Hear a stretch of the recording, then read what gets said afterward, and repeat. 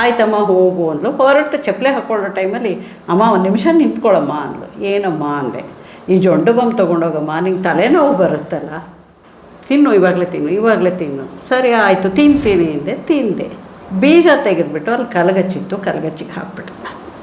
ಯಾಕದನ್ನು ಅಲ್ಲಿಗೆ ಹಾಕ್ತೆ, ಅದೇನಾರೋ ಇದೆಯಾ ಅಂತ ಹೇಳಂದರು. ಅವ್ರು ಕೇಳಿದವರಿಗೆ ಉತ್ತರ ಕೊಡಬೇಕಾಗಿತ್ತು, ನಾವು ಮಧ್ಯ ಬಾಯಿ ಹಾಕಬಾರ್ದಾಗಿತ್ತು. ಸರಿ ಅಂತ ದೇವಸ್ಥಾನಕ್ಕೆ ಹೋಗ್ಬಿಟ್ಟು ಬಂದೆ ವಾಪಸ್ಸು. ಮಸಾಲೆ ದೋಸೆ ತಿಂತಾಯಿದ್ರು ಅಷ್ಟೊತ್ತಿಗೆ. ಬೆಳಗ್ಗೆ ಸ್ವಲ್ಪ ಗೋಳಾಟನೂ ಆಡಿದ್ದೆ ಅವ್ರ ಹತ್ರ, ಹಿಂಗೆ ಅಂದ್ಕೊಂಡು ತಿಂದುಬಿಟ್ಟು ಹಿಂಗೆ ಕೂತ್ಕೊಂಡಿದ್ದೆ. ತಂದೆ ಸದ್ಗುರುನಾಥ ಅಂತ ಕೂಗಕ್ಕೆ ಶುರು ಮಾಡಿದೆ. ಯಾಕೆ, ಏನಾಯಿತು ನಿಮಗೆ ಅಂದರು. ನಾನು ಸತ್ತೋಗ್ತೀನಿ ಇವಾಗ. ರವೆ ಇದೆ, ಸಕ್ಕರೆ ಇದೆ, ತುಪ್ಪಿದೆ, ಪ್ರತಿಯೊಂದು ಇದೆ. ಇದನ್ನೆಲ್ಲ ಮಾಡೋಕ್ಕೇನೆ ಅಂತೇಳಿ ಹೇಳಿ ಇದ್ದರೂ ಕೂಡ ಮಾಡಲ್ಲ ಅಂತೇಳಿ ಹೇಳ್ಬೇಕಾದ್ರೆ ಇದರೊಳಗೆ ಏನೋ ಗೌಣವಿದೆ. ಅದಕ್ಕೆ ನೀನು ಜವಾಬ್ದಾರಿ, ನಾನಲ್ಲ.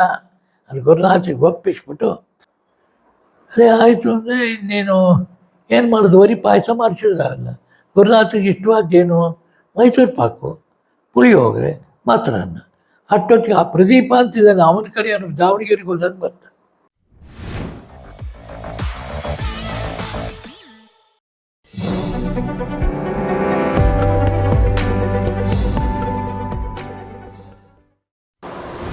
ಗುರುವೇ ಸರ್ವಲೋಕಾನಾಂ ವಿಷಜೇ ಭವರೋಗಿನಾಂ ನಿಧಿಯೇ ಸರ್ವವಿದ್ಯಾನಾಂ ದಕ್ಷಿಣಾಮೂರ್ತಯೇ ನಮಃ.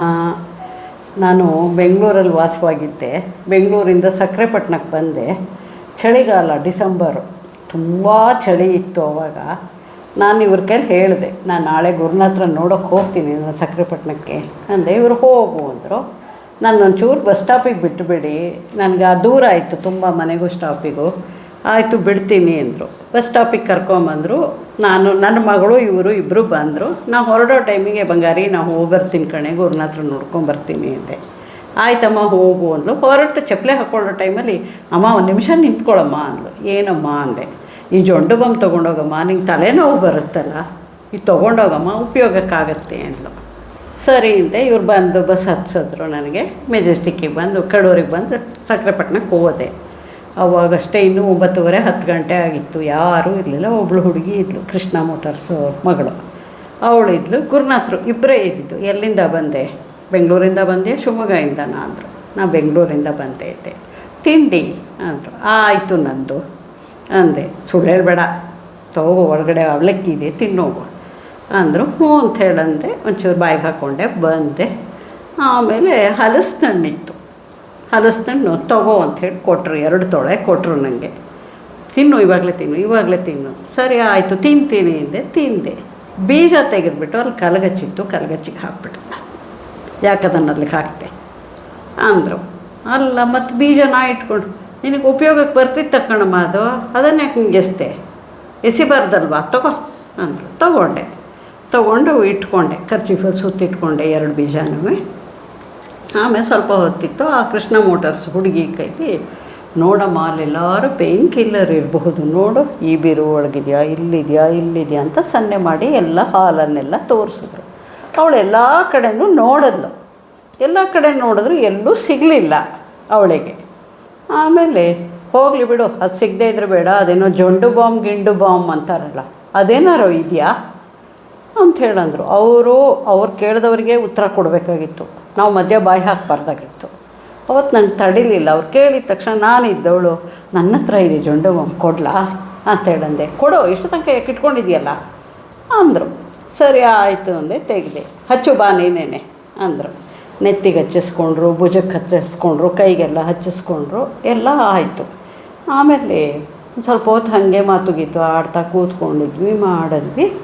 ಆಮೇಲೆ ಹೊರಡಬೇಕು ಅಂದೆ. ಹೋಗು ಆಂಜನೇಯನ ದೇವಸ್ಥಾನಕ್ಕೆ ಹೋಗ. ನಾನು ಇದ್ದಾಗಲೂ ಆಂಜನೇಯನ ದೇವಸ್ಥಾನಕ್ಕೆ ಹೋಗಬೇಕು, ನಾನು ಇಲ್ಲದೇ ಇದ್ದರೂ ನೀ ಆಂಜನೇಯನ ದೇವಸ್ಥಾನ, ಮಧ್ಯರಾತ್ರಿ ಬೆಳಗಿನ ಜಾವ ಯಾವಾಗಲೇ ಬಂದರೂ ನೀ ದೇವಸ್ಥಾನಕ್ಕೆ ಹೋಗಬೇಕು ಅಂದರು.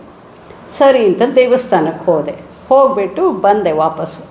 ಮಸಾಲೆ ದೋಸೆ ತಿಂತಾಯಿದ್ರು ಅಷ್ಟೊತ್ತಿಗೆ.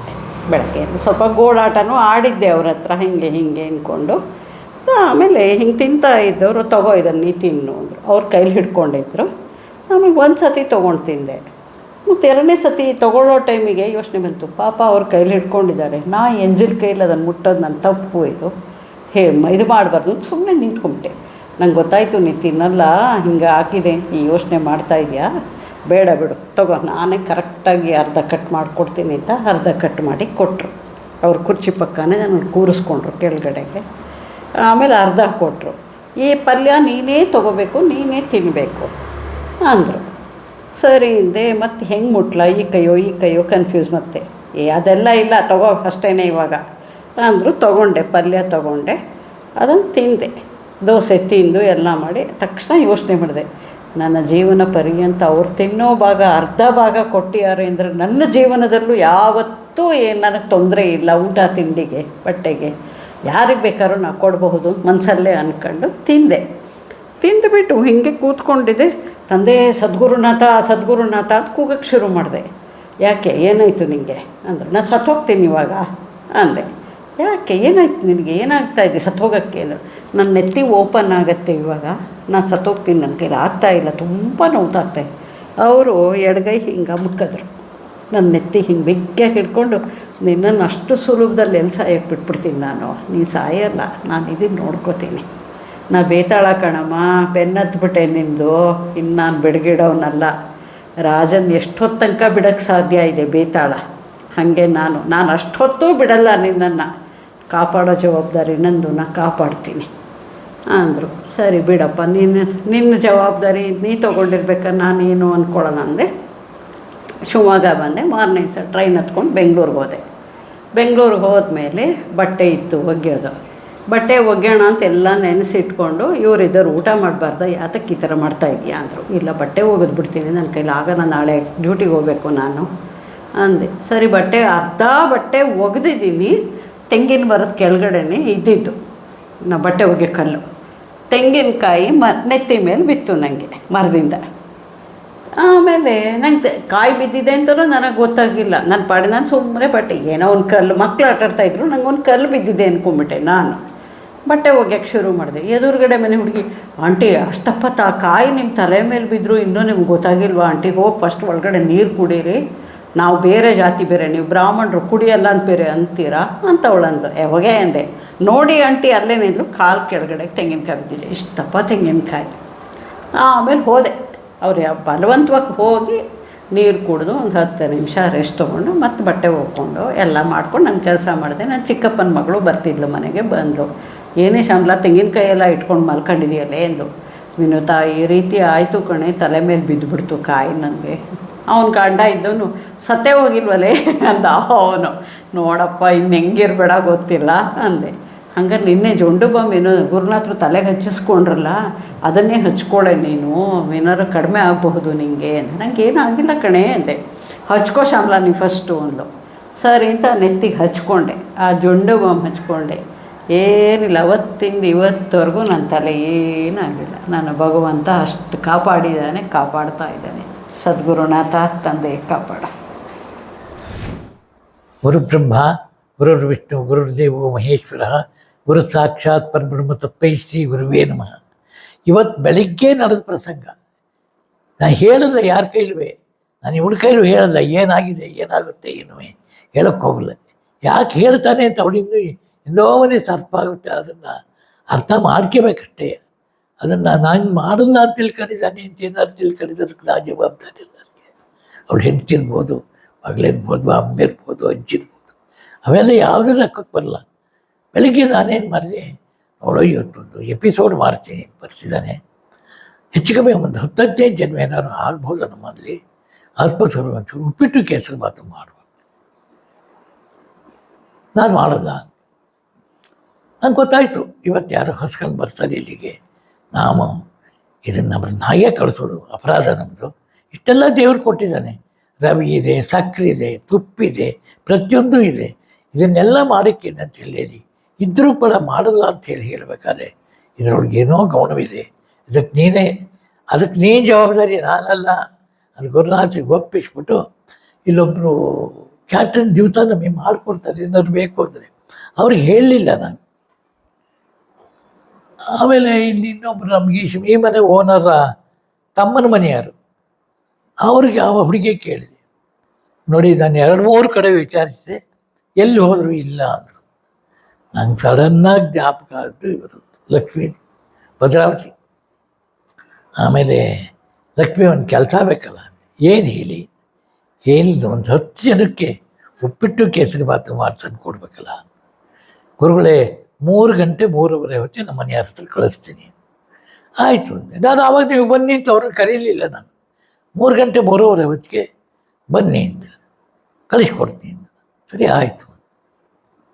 ಆವಾಗ ಉಪ್ಪಿಟ್ಟು ಕೇಸರಿ ಬಾತು ಎಲ್ಲ ಮಾಡಿದರು. ನಮ್ಮ ಯಜಮಾನರು ಗಾಡಿ ಹತ್ತಾ ಇದ್ದಾರೆ ಎಂದರು. ನೀವು ಬನ್ನಿ ಅಂದೆ. ಯಾಕೆ ಅಂತಂದರೆ ಉಪ್ಪಿಟ್ಟು ಕೇಸರಿ ಬಾತು ಮಾಡಿದಾರೆ ಅವರು, ಕೊಡಾರ ನಾವು ಫಲಹಾರಿ ಬರಬೇಕು, ಅವರಿಗೆ ಬರಬೇಕು. ಅದಕ್ಕೋಸ್ಕರವಾಗಿ ಈ ಕರ್ಮ ಫಲಗಳೆಲ್ಲವ ಹೇಗೆ ಅಂದರೆ ನಾ ತೀರ್ಸೋಕ್ಕಲ್ಲ, ಅವ್ರಿಗೆ ಯಾವುದೋ ಒಂದು ಏನೋ ಅಕಸ್ಮಾತ್ ಏನೋ ಎಂದೋ ಒಂದು ಅಪರಾಧ ಆಗಿರ್ಬೋದು, ಅದು ಉಪಶಮನವಾಗೋಕ್ಕೋಸ್ಕರ ಇವತ್ತು ಅವ್ರ ಕೈಲಿ ಉಪ್ಪಿಟ್ಟು ಕೇಸರಿ ಬಾತು ಮಾಡಿಸ್ಬೇಕಾಯ್ತು. ಇದು ಕರ್ಮಫಲ. ಈ ಕರ್ಮಫಲದಲ್ಲಿ ನಾನು ನಿಮಗೆ ಕರೆದ್ಬಿಟ್ಟು ಒಂದು ಗ್ಲಾಸ್ ನೀರು ಕೊಡ್ತೀನಿ ಅಂದರೆ ಅದು ನಿಮ್ಮ ಕರ್ಮ ಕಳೆದಿರಬೇಕು, ನಾವು ಕಳೆಯೋದಲ್ಲ. ಇವತ್ತು ಹೋಗ್ತೀನಿ, ಭಾಸ್ಕರ್ ಇರ್ತಾರೆ ಅಥವಾ ಅವರು ಪ್ರಕಾಶ್ ಅವರು ಯಾರು ಇರ್ತಾರೆ, ತಿಂಡಿ ತಿಂತೀವಿ, ನಾನು ಹೇಳೇ ಬಿಡ್ತೀನಿ ಅವರಿಗೆ, ನೋಡಿ ಇವತ್ತು ಮಾತ್ರ ನೀವು ದುಡ್ಡು ತಗೋಬೇಕು, ಇವತ್ತು ನೀವು ದುಡ್ಡು ತಗೊಳ್ಳೋದಲ್ಲೇ ಕಳಿಸು ಕೊಡೋದು ಅಂತ. ಇಲ್ಲ ಗುರುಗಳೇ, ಖಂಡಿತ ಕೊಡೋದು ಇಲ್ಲವೇ ಇಲ್ಲ, ನೀವೇನೇ ಹೇಳಿದರು ಇವತ್ತು ಆ ದುಡ್ಡು ಕೊಟ್ಟೆ ಹೋಗೋದು, ದುಡ್ಡು ಕೊಟ್ಬಿಟ್ಟು ಬರ್ತೇನೆ ಇವತ್ತು. ಇನ್ನೊಂದು ದಿವಸ ಹೋದಾಗ ನಂಗೆ ನೀರು ಬಾಟ್ಲು ಬೇಕು, ನೀರು ಬಾಟ್ಲು ಕುಡಿಯುತ್ತೆ. ಭಾಸ್ಕರ್ ಇರಲಿ ಅಥವಾ ಪ್ರಕಾಶ್ ಇರಲಿ, ಇನ್ನೊಬ್ರು ಯಾರಾದರೂ ಅಷ್ಟೇ, ನಾವು ಹೋಗ್ತೀವಿ ನೀರು ಬಾಟ್ಲು ಹಾಕೋಣ ಕಾರಿಗೆ ಅಂತಾರೆ. ಏನು ಕಾರಣ ಇವು ಅಂದರೆ ನಮ್ಮ ಕರ್ಮ ಆ ನೀರೊಳಗೆ ಕಲಿಬೇಕು. ಈಗ ನೀವು ಇವತ್ತು ಬಂದಿದ್ದೀನಿ ಇಲ್ಲಿಗೆ, ನಿಮ್ಮದು ಯಾವುದೋ ಒಂದು ಕರ್ಮ ಕಳಿಬೇಕಾಗಿತ್ತು, ಅದಕ್ಕೋಸ್ಕರವಾಗಿ ಆಯಿತಕ್ಕೋಸ್ಕರವಾಗಿ ಗುರುನಾಥ್ ಇವನ್ ನೆವ ಮಾಡಿ ಇಲ್ಲಿ ಕಳಿಸಿದಾರಷ್ಟೇ. ನೀವು ಒಳಗಡೆ ನೋಡ್ಕೊಂಡು ಬನ್ನಿ. ಗುರುನಾಥರದ್ದು ಅದನ್ನೂ ಯಾರೋ ತಂದುಕೊಟ್ಟದ್ದು. ಪ್ರತಿ ವರ್ಷ ಇಲ್ಲಿಗೆ ಅದು ನಿಂತ್ಬಿಟ್ಟು ಗುರುನಾಥರಿಗೆ ಜಯಂತಿ ಮಾಡ್ತೀವಿ, ಅವ್ರು ಹುಟ್ಟುಹಬ್ಬ ಮಾಡ್ತೀವಿ. ಅದೆಷ್ಟು ವಿಚಿತ್ರವಾಯಿತು ಅಂತಂದರೆ, ಇಲ್ಲೊಬ್ಬರು ವೆಂಕಟೇಶ ಅಂತಿದ್ದಾರೆ, ಅಡುಗೆ ವೆಂಕಟೇಶ ಅಂತ, ಎಲ್ಲರೂ ನಾವು ಪಾದಯಾತ್ರೆ ಹೋಗ್ತಾರೆ ಬಾಣಾವರದಿಂದ ಸಕ್ಕರೆಪಟ್ಟಕ್ಕೆ ಎಂದು. ವೆಂಕಟೇಶ ಹಾಗಾದ್ರೆ ನಮಗೆ ಅದನ್ನೆಲ್ಲ ಮಾಡೋಕ್ಕಾಗಲ್ಲ, ಒಂದು ಕೆಲಸ ಮಾಡು ನೀನು, ನಮ್ಮಲ್ಲಿ ನಾಳೆ ಗುರುನಾಥ್ ಹುಟ್ಟಿದೆಪ್ಪ, ಒಂದಿಷ್ಟು ಪಾಯಸ ಇದನ್ನು ಮಾಡಿಬಿಡು. ಸರಿ ಆಯಿತು ಒಂದೊಂದ್ಸಲ ಅಂತೂ, ಇಲ್ಲ ನಾವೇ ಎಲ್ಲ ಬರ್ತೀವಿ, ಎಲ್ಲ ಸೇರ್ಕೊಂಡು ಮಾಡೋಣ. ಸರಿ ಆಯಿತು ಅಂದರೆ ಇನ್ನೇನು ಏನು ಮಾಡೋದು, ಬರೀ ಪಾಯಸ ಮಾಡಿಸಿದ್ರಲ್ಲ. ಗುರುನಾಥಿಗೆ ಇಷ್ಟವಾದ್ದೇನು, ಮೈಸೂರು ಪಾಕು, ಪುಳಿಯೋಗರೆ, ಮಾತ್ರನ್ನ. ಅಷ್ಟೊತ್ತಿಗೆ ಆ ಪ್ರದೀಪ ಅಂತಿದ್ದಾನೆ, ಅವನ ಕಡೆ ಅವನು ದಾವಣಗೆರೆಗೆ ಹೋದಂಗೆ ಬಂದ. ಆಗ ಅಕ್ಕಿ ಇದು ಎಲ್ಲ ತರಿಸಿದೆ, ಬೆಳಗಾಗಿ ಅಡುಗೆ ಮಾಡಿ ಪುಳಿಯೋಗರೆನೂ ಮೊಸರನ್ನೂ ಮೈಸೂರು ಪಾಕು ಮಾಡಿದೆ. ಅವತ್ತಿಂದ ಇವತ್ತರೆಗೂ ಅದು ಕಂಟಿನ್ಯೂ ಆಗಿ ಹೋಗ್ತಾ ಇದೆ, ನಡ್ಕೊಂಡು ಹೋಗ್ತಿದೆ. ಇದು ಹೇಗಾಗಿದೆ ಅಂತಂದರೆ, ಅದು ಎಂಥ ಇದರೊಳಗೆ ಶುರು ಮಾಡಿದ್ದು ನಾವು, ಮತ್ತು ಇವತ್ತು ಅದರ 10ರಷ್ಟು ಜಾಸ್ತಿಯಾಗಿ ನಡ್ಕೊಂಡು ಹೋಗ್ತಿದೆ. ಅದು ಎಲ್ಲಿಂದ ಬರ್ತಾರೆ, ಎಲ್ಲಿಗೆ ಹೋಗುತ್ತೆ, ಯಾರು ಬರ್ತಾರೆ ಗೊತ್ತಿಲ್ಲ. ಇವರೆಲ್ಲ ಹಿಂದಿನ ದಿವಸದಿಂದ ಬಂದು ಹಾಕರುತ್ತಾರೆ. ನಾನು ಏನೂ ಮಾಡಲ್ಲ, ಸುಮ್ಮನೆ ಹೀಗೆ ಕೂತ್ಕೊಂಡಿರೋದು, ಎದ್ದು ಓಡಾಡ್ತಿರೋದಷ್ಟೇ, ನಾನೇನೂ ಮಾಡೋಕ್ಕೆ ಬಿಡಲ್ಲ. ಅದಕ್ಕೆ ಹೇಳಿದ್ದೆ ನಾನು, ನಿಂಗೆ 5 ಲಿಂಗ ಸಿಕ್ತಿದ್ದಾಗಿ ನಿನ್ನ ಕರ್ಮ ಕಳೆಯುತ್ತೆ, ನಿಂಗೇನೂ ಇಲ್ಲ.